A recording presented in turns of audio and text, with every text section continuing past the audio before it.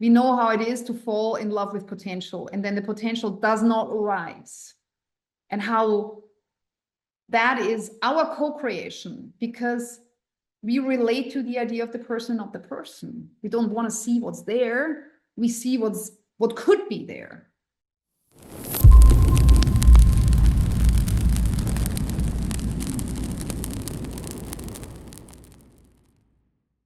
The next thing we have to build, not just trust, but shame resilience. One of the biggest things to work on, because we all are ashamed of stuff. To understand this is something I am ashamed about and talk to myself about this, just admit it to myself, is the first big step. So recognizing shame triggers. What are your most important shame triggers? Homework, find 3. Know them. Because the moment they happen, if you know them, you also know this is nothing about the other person, it's just me, because shame is so hard to handle. As I said, it's our lowest frequency. And then can we speak shame instead of acting it out? I have a very dear friend who always tells me, and then the shame is back. There it is. And I'm always astounded how he does it. He just tells me, he talks about it. It has a little bit of a distance, you know, when somebody doesn't speak from the body, but about the body. But that's a real consciousness effort in that moment to be able to speak about it, because then you do not have to act from it. And then last thing is maintaining a certain amount of self-worth while receiving feedback. So shame resilience, super hard to work on, very grateful thing to do. And the last thing I'm going to mention is clarity. That's Brené Brown again. Clear is kind. Direct communication over niceness. Because if you cannot be this clear, you have no chance to be kind to the people. So clear is kind, Brené Brown's most quoted line, I think. And it basically says specific feedback over vague info. And you need to be this clear first so you can be kind thereafter. And you're not, wishy-washy. That's avoidance again, otherwise. What happens, what McGilchrist says, when unhealthy relationships emerge, then we relate to our idea of the person instead of the person. That's called, falling in love with potential. We've all done that repeatedly, mostly. I hope not in your age. But we've done that. We know how it is to fall in love with potential, and then the potential does not arise. And how that is our co-creation, because we relate to the idea of the person, not the person. We don't want to see what's there. We see what could be there. This is our contribution to that, to the disappointment thereafter. Then we relate to their function, as in her function or his function in my life is, for example, safety. Or, for example, learning. I want to learn. People would say with you, but they actually mean rubbing against you, most literally. That's not learning with somebody.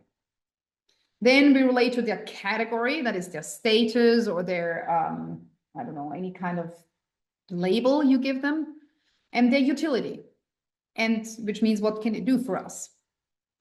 And this is unhealthy relationship. So a healthy relationship requires the capacity to remain right hemispheric dominant, which means you want to stay with the context of the person, all that is, and not just your idea and what they can do for you and what they stand for, which is masculine thinking. So we want to meet the other as a living thing, being, and not a concept. And especially in long distance relationships or relationships that happen very much on a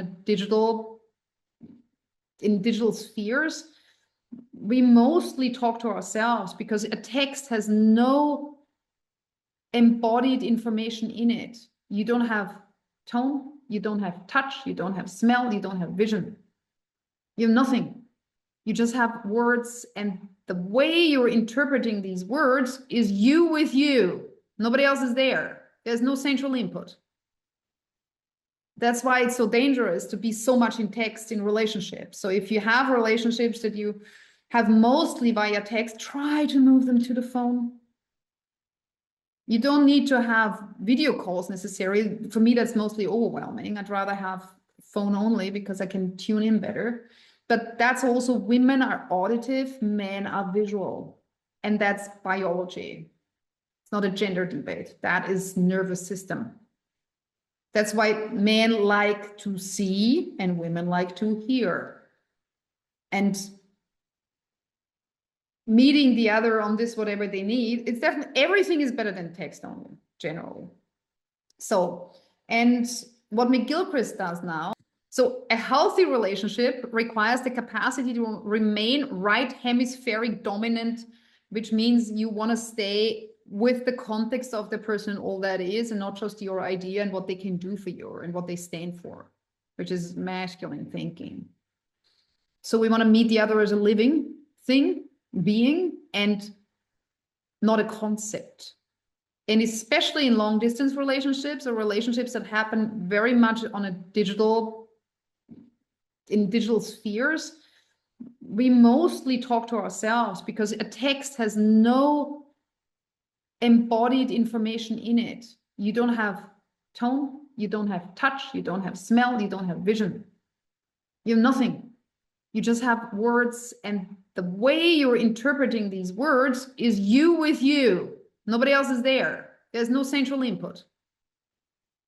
That's why it's so dangerous to be so much in text in relationships. So if you have relationships that you have mostly via text, try to move them to the phone.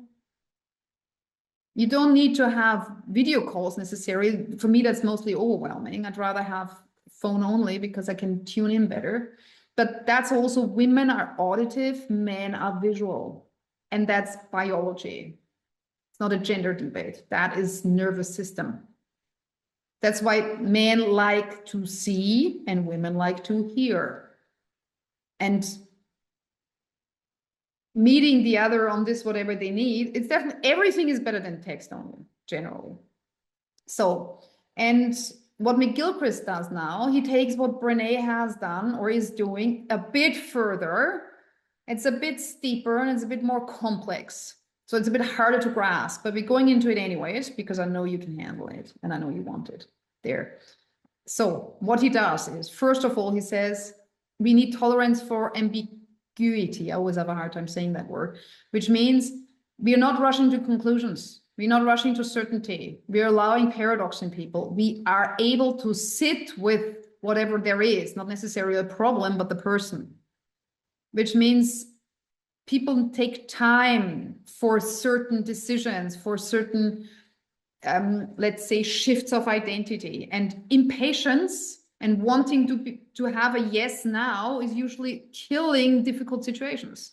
But it's so hard for us to stay in the uncertainty. And there's a beautiful line of Bashar that just comes to mind. Bashar says, the only thing you will meet in uncertainty is more of yourself. Because the not knowing, if you step into not knowing, you'll just get to know yourself better. Also the other person, but if the other person is gone because the whole thing turned out bad, you've gotten to know a lot more of yourself. And in Bashar's perception, everything is you. So that's why he just speaks about yourself in that case. So allowing paradox in people, that is the tolerance we need to learn.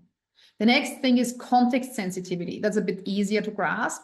So seeing behavior within the relational and cultural field, that's always very interesting and very obvious if somebody really is from a different culture, has a different mother tongue, for example. But if it's somebody who also lives in your hometown, you still have to consider there is contextual finesse. So context sensitivity is extremely important. You don't know the upbringing of a person in detail. They might have told you a lot about it, but it still doesn't mean you have the emotional perspective. You now have the cognitive perspective and maybe some empathy with it, but you've not been in their shoes. So where they come from, how the heck are you supposed to know? Allow for that. That's a grace you give yourself. I don't understand you, and I'm not stupid not to understand you, especially if you've been with somebody in any kind of relationship where you later understood that you totally misread the signs.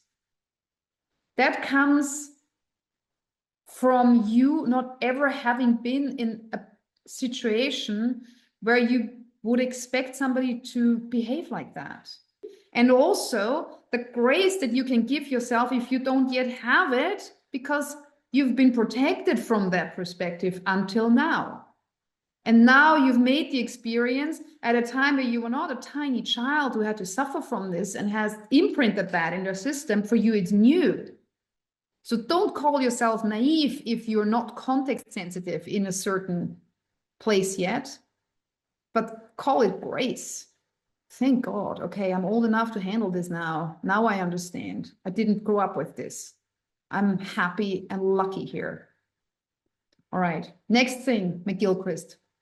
Embodied presence. That means attention is open and not grasping.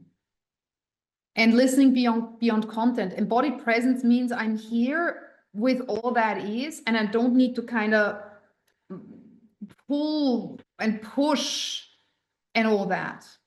If you're really embodied right now in presence with them, you do not need from them. You're just here and open. One of the things is kind of like a pulling of energy. You know how it feels when you have somebody sitting with you at a dinner table or I don't know, in the bus, and you're talking to them and they kind of need something from you. They're like needy, clingy. That's not embodied presence. That's like somebody kind of sucking energy from you. You want to be in embodied presence and not in, thank God you're finally here, let me talk to you. That's what kids do. Mom, I have to tell you, Mom, I have to tell you, Mom, I have to tell you. And you're like, okay, come here. And they suck that from you. And at the same time, they love you back. So that should be fine. But it's still exhausting as an adult to always be an embodied presence with a child. And most of us have not received that as kids. You have to be aware, oh, this is what I need to do with a child. I need to be fully present because they need from me, because they cannot yet self-regulate. They need co-regulation.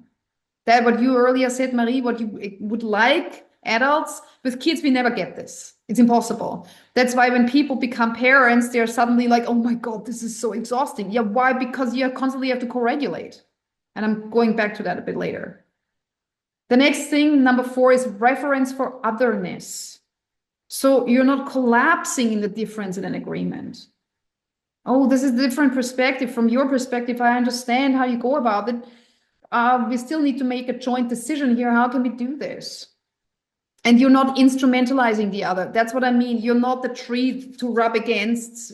You're not rubbing against the tree of another, basically. You're really in wanting to know the person for their sake too, not just for your learning curve. I'm not just with you so I can learn. If somebody tells me, why do you like to be with me? And people tell me, because I can learn so much, I'm out. Because what's my pay? That's a client, not a friend. It's very distinguishable. It's very distinguishable if somebody is just here to learn with you. And there's containers that you offer that, but there is an energy exchange. And if both people are here to learn from each other, they don't even mean each other. That's trauma bonding on a very high level. I'm here to learn with you. Well, we always learn with each other, but basically what that says, we learn next to each other. Everybody is in their learning curve and we rub against each other all the time. That's instrumentalizing each other. That's abuse in its highest form. I said that repeatedly to men, clients of mine. This is abuse. You cannot do this to a woman, a colleague, to anyone. This is what you buy your coaching for, you go to therapy for, that's where there's energy exchange, you pay money for this. Okay, and the last one is integration. So the left hemisphere serves precision and the right hemisphere governs the meaning and the context and the togetherness. The integration of both. It's not that the left hemisphere is any bad. If you just have the relational right hemisphere, nothing will get done. You just relate all day long. You know people who love to do that when you work with them, nothing ever gets done. And it's funny because if you have good work situations or friendships, but I'm talking about work here, you can also take it in private context. For example, if you move in together, or if you move house together, or something like that, things need to get done while you're in relation. And this is the ideal situation for business, because you're in relation and you want things to get done, and then you channel switch. You're just like in your personal relating, and then switch, okay, we need to get things done. And ideally, especially if you pay somebody per the hour, they know when to mark hours and when this is relating. And also, you want to know, is this too much? In a work relationship, both parties have to say, okay, I actually want to focus on working right now. I don't feel like relating right now because I have so much stuff that I need to get done. Can we talk about this later? Or I only have two more hours in my typical focus time, then my brain gets mushy. We have to stop chatting. Stuff like that. You need to kind of be very aware of this. So left and right hemisphere need to integrate, and not one is now the one that we've used so long is bad and we want just the other. You want both.